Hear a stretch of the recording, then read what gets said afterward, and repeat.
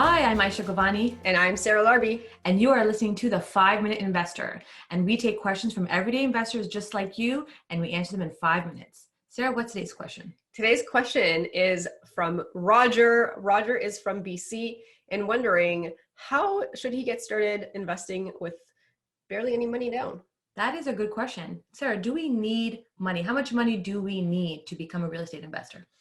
I mean, that is the big question, right? Is sometimes you don't actually need any money. That's sometimes it might be a little easier with a little bit of money, but ultimately, here's the thing. There's a lot of books, there's a lot of things out there that say invest with no money down. Can you do it? Sure. Is it going to be super easy? No. So if you have, let's just say, no money whatsoever, and you don't even own a house as an example, then you can do certain things like a joint venture partnership. So you can find a really good deal, bring in somebody to bring the money at that point in time because you got a great deal.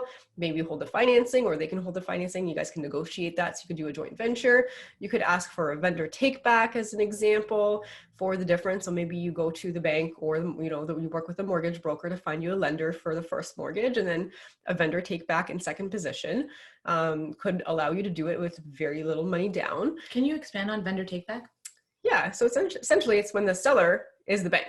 So, the seller is the bank, but there's many ways that you could do it. They could be in first position, which means that they are the first on the mortgage, and you'd still have to come up with maybe the down payment, unless they do 100% loan to value, or, maybe they're in second position. So let's just say you go to the bank, and the bank is going to say, we're going to finance, it could be a bank, credit union, trust company. It doesn't have to necessarily be a big bank, but they say, okay, we're going to finance 80% loan to value. You can get the vendor or the seller to hold the financing for the rest of it.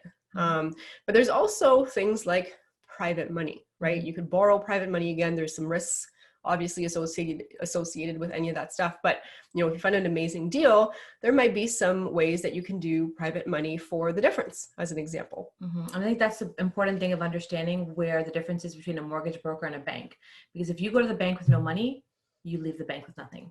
If you use your avenues, you look at people who have money, private money. And I think one of the things to be pointed out is people get scared of that high interest rate. What's to be scared about, and what do you think the benefits are, as opposed to what should we be worried about when you look at private lending and those high interest rates? I mean, I think if you're going to borrow high interest money, you probably don't want to be holding it for a long term, right? So a long time.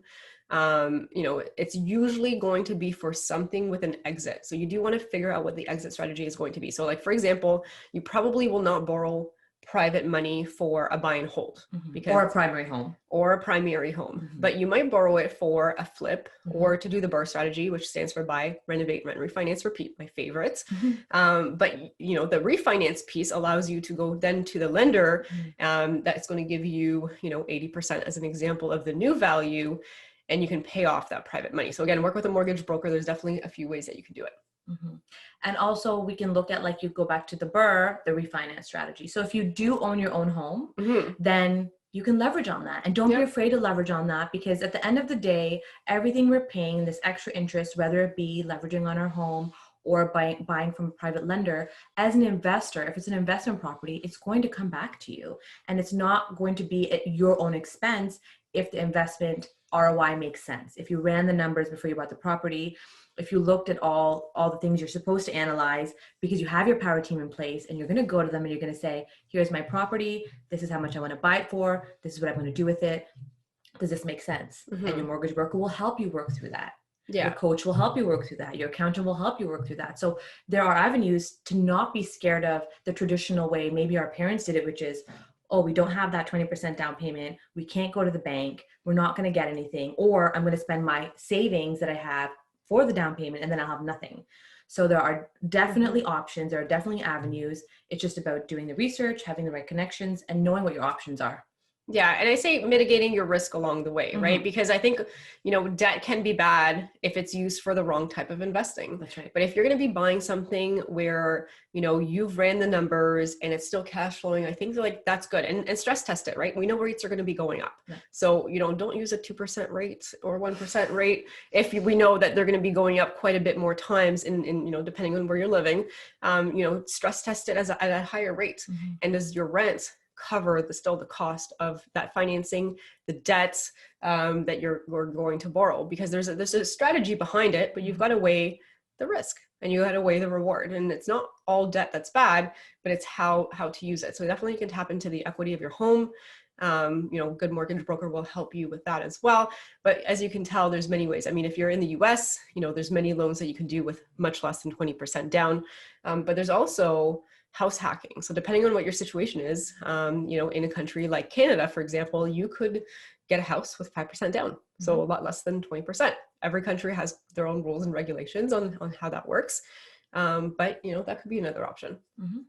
It's a good way to live, and live maybe not mortgage free. If you're lucky, it is mortgage free, but at least have some sort of help towards your mortgage. And I think the key thing you said is like, do the research, do the stress test.